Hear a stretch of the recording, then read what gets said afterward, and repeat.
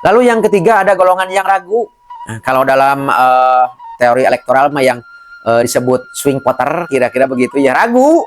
Mereka mah ya mau ngambil ke kelompoknya Pak Kiai Imad, khawatir itu para habaib itu betul-betul keturunan Nabi.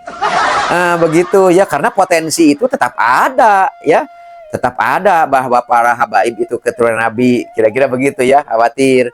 Kalau mau menafikan dari tesisnya Kiai Imad juga ragu, karena sangat rasional ya, sangat argumentatif, yang sangat logis ya begitu, sehingga nalarnya tidak bisa menolak tesisnya Kiai Imad ya. Ini yang sungguh tersiksa.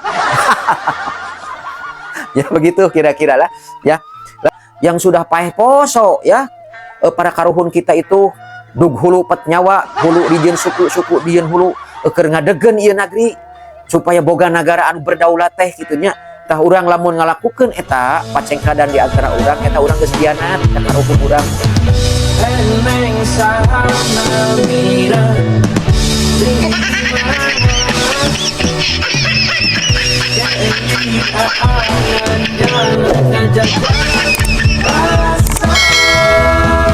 Assalamualaikum warahmatullahi wabarakatuh. Mugia wargi mangayu di mana we ayana dipaparin panjang yuswa bari sehat jeung rizkina rahayu dunia rabu akhiratna. Dalam video ini saya hanya ingin menyampaikan bahwa yang kemarin postingan saya itu banyak yang menanggapi ya, baik yang mendukung maupun yang ya kurang paham kayaknya, sehingga ada bahasa-bahasa yang terkesan menyerang gitu ya. Tapi nggak apa-apa, itu kan hanya perspektif ya dan opini saja begitu ya. Tapi sebelumnya di subscribe dulu, lalu tontonlah video ini sampai habis supaya tidak salah paham ya begitu. Kembali pada video saya yang kemarin itu yang rame ya, bahwa saya memberikan satu opini bahwa perspektif saya ya itu dengan bahasa, dengan kalimat begini waktu itu, urusan ngaku-ngaku turunan Nabi mangsa bodoh atuh. Ayeuna Pak Kiai Haji Imaduddin Usman ngabatalkeun dianggapna masa bodoh atuh. Hese ngabuktikeun anak ku ilmu sim kuring mah hese, jauh ka ilmu nasab sim kuring mah hese atuh. Contoh ayeuna poe ieu aya nu ngaku turunan Prabu Siliwangi, masa bodoh atuh. Madak sim kuring ayeuna eta mah abad kalima Hijriah nya. So ieu mah anu kerek kamari sore atuh tahunnya abad ke-16 geus hese urang teu nyaho saha turunan anu sajati teh ti Prabu Siliwangi teh. Komo itu atuh. Mantak kamari sore tah kamari aya ngaku kuring teh sabenerna mah turunan Prabu Kian Santang, Prabu Siliwangi. Sim kuring, nuhun we atuh. Pemikitu mah sim kuring berkah ditepangkeun jeung leluhur sim kuring. Tangih jeung getihna kiwari. Kan kitu-kitu masalah atuh nya. Bini jadi pacengkadang. Geus riweuh di Indonesia mah. Di Indonesia mah kawas dina daun garing. Ganeng cing karesek diduruk babari hurung gitu tah. Omatnya ulah pacengkadan di antara urang anak bangsa mah keun we diadu ilmu mah cing harwicak sakumaha tarikna oge entong di pirosea daya tamat tatarna ilmu nya keun we. Kalau nya lamun teh mah aya pernyataan-pernyataan di kaum habaib ya yang mengaku-ngaku turunan Nabi ya, masa bodoh kan begitu kata saya waktu itu ya. Dalam artian bahwa itu haknya mengaku-ngaku begitu ya. Jangan sampai perspektif itu mengganggu persatuan itu ya, perdamaian. Nah itu yang lebih penting begitu, sehingga kita menanggapinya pun harus bijak.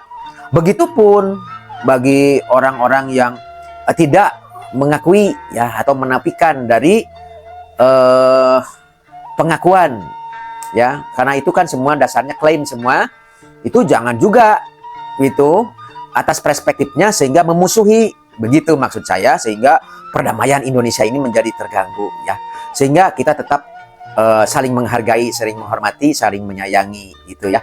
Hari ini di dalam menyikapi polemik nasab ya, ini kira-kira ada 4 golongan atau 4 kubu ya, atau 4 perspektif yang ada di masyarakat begitu ya. Yang pertama kira-kira adalah yang kontra terhadap pernyataan-pernyataan atau tesis Kiai Haji Imaduddin Usman. Nah, begitu ya. Itu nyata sekali adanya, sehingga kelihatan tingkat militansinya yang sangat militan ya, dengan narasi-narasi gitu ya.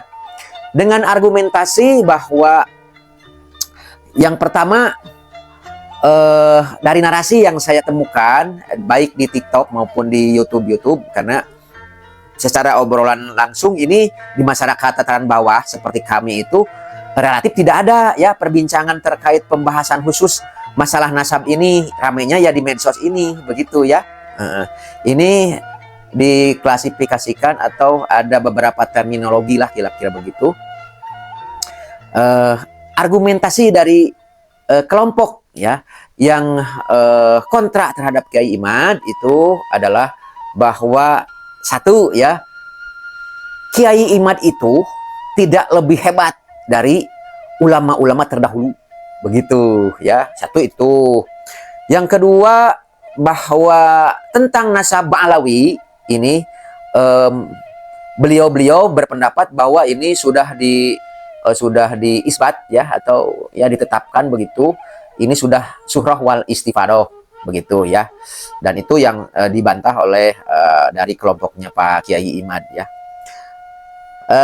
Lalu ini menyatakan bahwa orang-orang yang menggugat keabsahan dari nasab Ba'alawi ini dianggap kurang ajar, kira-kira begitu, sehingga framing-framingnya bahwa tesis Kiai Imad itu adalah tesis abal-abal yang hanya disadur dari Google ya, hanya googling saja, browsing saja begitu, sehingga tingkat ilmiahnya itu tidak ada, katanya begitu ya.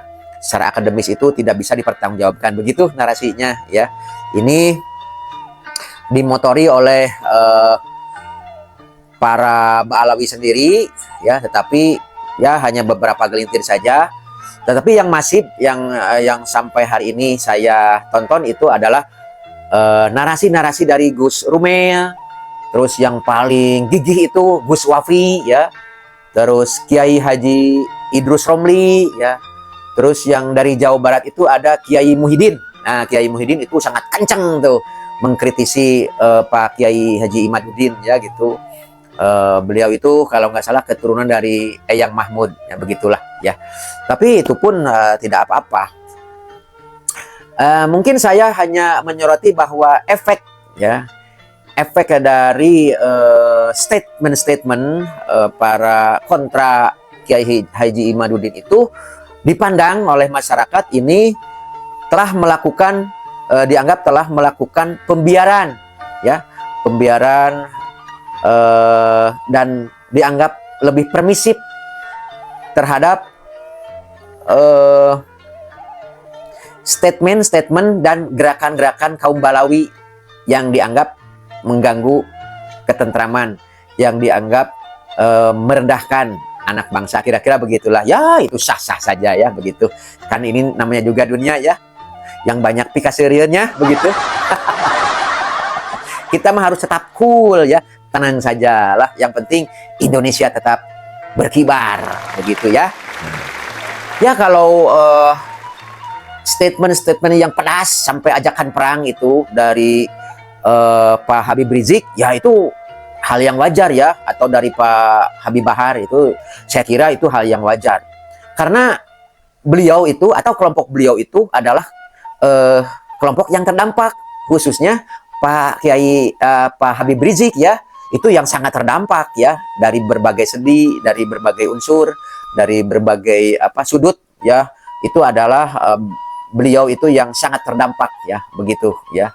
Karena yang dulu dilulukan, didukung oleh banyak orang, sehingga pada hari ini beliau tidak mendapatkan itu, kira-kira begitu. Ya wajarlah, kita harus maklumi dan kita harus tanggapi secara bijaksana ya begitu, agar persatuan dan kesatuan itu sekali lagi tetap kita dapat pelihara gitu ya. Lalu yang kelompok kedua itu yang pro Kiai Haji Imaduddin. Wah, ini dimotori oleh Kiai Abbas Buntet. Ya, kenceng gitu ya, bicaranya kenceng. Wah. Lalu ada lagi dari Jawa Timur, Kiai Marzuki Mustamar ya, Ketua PWNU Jawa Timur. Wah, ini juga kenceng nih dalam rangka mengkritisi nasab Ba'alawi ini ya. Lalu ada mantan Ketua Umum PBNU ya, Kiai Haji Said Agil Sirot ya, itu profesor ya, itu mengkritisi. Dan banyak lagi ya kira-kira yang mengkritisi itu. Dan itu pun tidak apa-apa, karena ini kan masalahnya bagaimana pola pikir ini, tingkat kebijaksanaan itu akan kita ukur ya. Kita sebagai anak bangsa bisa mengukur, nalar dan pola pikir kita ya, sejauh mana tingkat kekuatan kesatuan persatuan bangsa ini. Argumentasi dari kelompok pro Kiai Haji Imaduddin itu adalah dari sisi histori. Nah, sisi histori, salah satu poinnya adalah bahwa meragukan Sayyid Isa itu pindah ke Yaman atau Sayyid Ahmad itu pindah ke Yaman. Nah begitu, itu dari histori ya, yang kira-kira poin yang bisa kita tangkap dari beberapa ahli yang berbicara begitu ya. Lalu yang keduanya dari segi ilmu nasab. Nah dari segi ilmu nasab, menurut kajian Kiai Imad bahwa Suhroh wal Istifadoh itu sampai dengan Sayyid Ahmad bin Isa saja ya. Yang lainnya itu memang ada ya, tapi khusus dari garis Ba'alawi yang bermuara kepada Ubaidillah ya bin Ahmad itu tidak Suhroh wal Istifadoh, artinya terputus begitu. Jadi Ubaidillah yang mempunyai putra Alawi dan kesininya itu adalah para habaib, itu tidak terkonfirmasi begitu ya, argumentasi yang disampaikan oleh Kiai Haji Imaduddin Usman Al-Bantani begitu ya. Jadi kata Kiai Haji Imaduddin Al-Bantani itu, dari Rasulullah memiliki putri Sayyidah Fatimah, menikah dengan Sayyidina Ali, lalu berputra dua, Sayyidina Hasan dan Sayyidina Husain. Nah lalu Sayyidina Husain ini adalah jalur yang ke Indonesia, yang ke para habaib itu dari klaim para Ba'alawi itu ya. Ternyata menurut Kiai Imad itu bahwa dari Sayyidina Husain itu ke Ali Zainal Abidin, lalu ke berputra Muhammad Al-Baqir, lalu berputra Syekh Ja'far Shadiq, lalu berputra Ali Al-Uraidi, lalu berputra Muhammad An-Naqib, lalu berputra Isa Arumi atau Isa Al-Muhajir ya, lalu berputra Ahmad. Nah itu sudah Suhroh wal Istifadoh itu menurut kajian Kiai Imad. Nah sampai ke Ahmad bin Isa itu mempunyai putra tiga, yaitu Sayyid Muhammad, Sayyid Husain, dan Sayyid Ali, kira-kira begitu.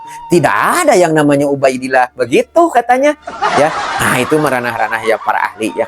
Lalu tesis Kiai Imad itu didukung oleh ahli filolog ya, yang kemarin itu rame berdasarkan manuskrip juga beliau berbicara, yaitu Bapak Manakhim Ali. Nah itu filolog ya, filolog yang mendukung tesisnya Kiai Imad ya, bahwa tidak ditemukan ya manuskrip yang nadanya mengisbat Ba'alawi, kira-kira begitulah singkatnya ya. Lalu per hari ini juga ada dukungan ke Pak Kiai Imad, yaitu dari teknologi biologi ya, teknologi DNA yang menyatakan bahwa secara keilmuan DNA menurut Pak Sugeng ya, Pak Dokter Sugeng kalau nggak salah begitu, bahwa haplogen dari keturunan Bani Hashim itu atau dari keturunan Rasulullah itu harusnya J1. Tetapi kaum Balawi ini haplogennya G ya, yang merujuk kepada selain dari Arab ya, Arab pun bukan, kira-kira begitulah. Yaitu statement dari Pak Sugeng gitu ya. Efeknya ini tentu sangat besar, yaitu bahwa Kiai Haji Imaduddin itu dianggap oleh masyarakat itu menyadarkan terkait betapa pentingnya kedaulatan bangsa ini, betapa pentingnya kehormatan bangsa ini. Ya, jadi itu ya kira-kira yang kita bisa dapat potret ya dari efeknya. Ya tentunya efek dari ini ada yang mendiskreditkan kaum Balawi, ya tentu itu ya hal yang sangat tidak bisa kita hindari ya. Konsekuensi itu pasti ada lah, kira-kira begitu. Sehingga di medsos ya saling menyerang begitu ya. Ini begini, ini begini ya. Pada akhirnya ya jadi yang bentrok itu ya bangsa kita lah ya, bukan bangsa Ba'alawi. Karena bangsa Ba'alawi udah jelas di posisinya begitu. Ini yang memperdebatkan itu bangsa Indonesia ya. Sehingga sekarang lahir dengan istilah baru ya. Kalau dahulu ada yang muhibin ya, atau dalam bahasa Jawa disebut mukibin ya, yang pro terhadap Ba'alawi, kira-kira begitu. Hari ini ada dilahirkan istilah baru oleh kelompok muhibin, yaitu mukimad ya, para pecinta Kiai Haji Imaduddin ya. Tapi ya sebenarnya kita itu sebenarnya muhibin Rasulullah, para pecinta Rasulullah dan duriyahnya begitu ya. Jadi jangan dianggap bahwa orang yang mengkritisi Ba'alawi itu tidak mencintai duriyah Nabi begitu. Mereka semua, kita semua ya harus mencintai Rasulullah ya, termasuk keturunannya, para duriyahnya. Itu hal yang wajib, tidak boleh diganggu gugat begitu ya. Tapi khusus untuk klan Ba'alawi ya, karena ada kajian ya memang harus kita tanggapi kajian itu, sehingga nanti kedepannya kita akan lebih bijak lagi begitu ya. Jadi geus reureuh lah urang parasea gitu. Urusan statement-statement Pak Kiai Imad dan kawan-kawan yang menganggap bahwa kitab-kitab ya atau pernyataan-pernyataan yang dibukukan ya di dalam polemik nasab ini yang dianggap oleh Pak Kiai Imad itu sangat manipulatif, ya mungkin punya argumentasi tersendiri ya, bahwa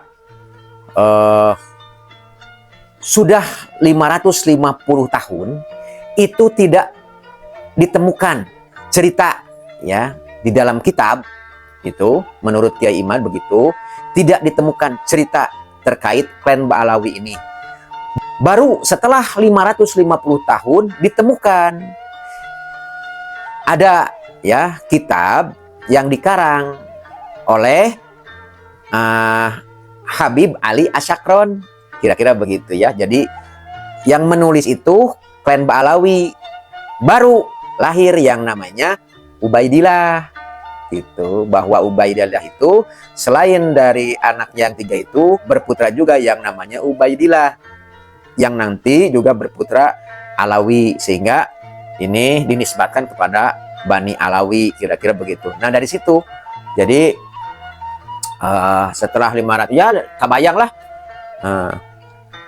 sim kuring oge tanya urang Sunda tah, kak zamana Kangjeng Prabu Siliwangi teh kirang langkung 500 tahun tah. Lamun sim kuring nulis sajarah keterkaitan sim kuring teh turunan Kangjeng Prabu Siliwangi, geus hese sim kuring nyambungkeun ti mana kitunya. Begitupun mungkin zaman waktu itu yang tidak secanggih hari ini ya, yang tidak secanggih hari ini, terpaut 550 tahun ini ya, saya kira sangat sulit ya secara sains mah gitu ya. Nah itu ya terserah lah itu mah, intinya bahwa faktanya pernyataan Kiai Haji Imad itu argumentasinya seperti itu. Jadi sudah terpaut 550 tahun, terputus tidak ada cerita terkait klan Ba'alawi ini tersambung ke Sayyid Ahmad gitu ya. Kira-kira begitulah. Ya mudah-mudahan ini juga menjadi salah satu perspektif yang bisa mencerahkan, kira-kira begitu. Lalu yang ketiga ada golongan yang ragu. Nah, kalau dalam teori elektoral mah yang disebut swing voter, kira-kira begitu ya, ragu.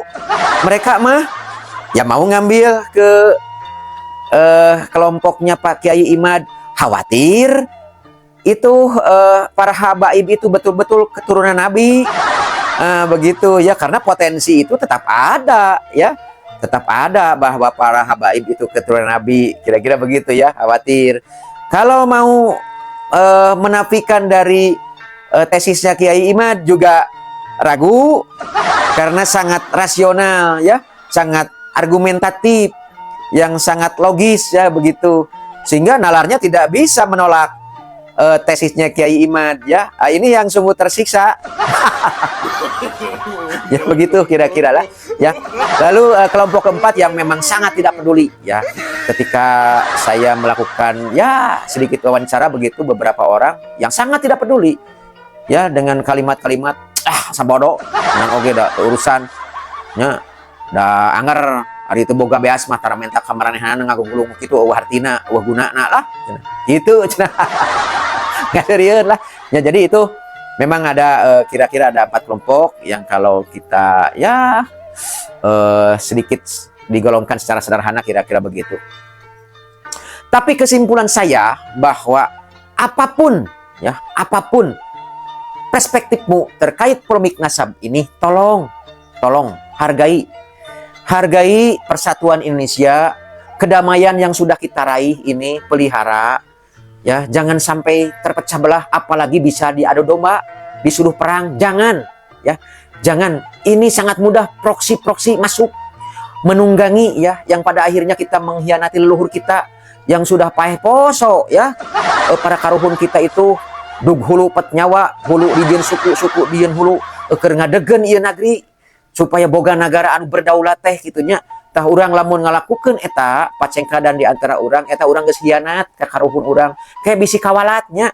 Tah geus kawalat mah kayak sadarna geus karasa naon akibatna balaukarna tindak kawalat teh. Tah kitunya sakali deui wargi mangayi kedah mibanda pola pikir anu kritis tapi rasional, logika anu kuat, nalar anu sehat. Tah sakitunya supados teu gampang dipecah belah lalu diadu domba ya, begitu ya. Jaga persatuan kedamaian bangsa Indonesia agar Garuda terbang kembali berjaya ya, begitu. Ingat ya bahwa sifat dari ilmu pengetahuan atau sains itu tetap akan terus saling mengoreksi ya. Jadi begitulah adanya sunatullahnya seperti begitu ya.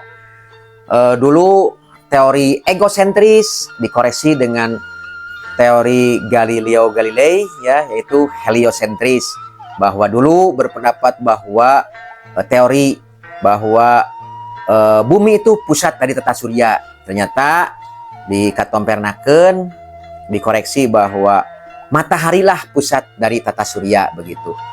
Lalu ada teori-teori kimia molekuler ya begitu, yang dimotori oleh beberapa ilmuwan ya, banyak ilmuwan malah itu ya.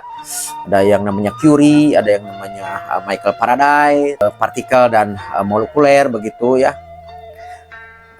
Dikoreksi ya begitu, terus saja begitu.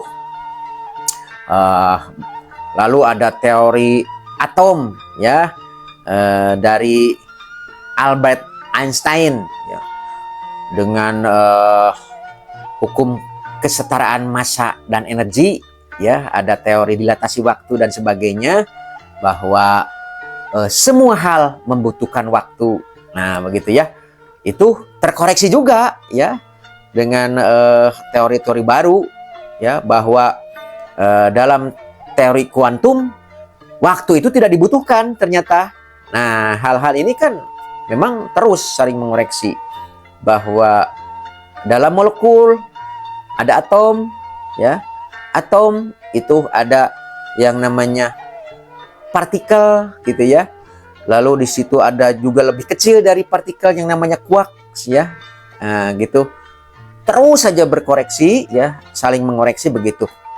Maksudnya begini, jadi dalam tataran ilmu pengetahuan dan sains itu kita tidak boleh alergi terhadap perubahan karena akan selalu ditemukan hal-hal baru, metode-metode baru yang akan mengarah kepada fakta.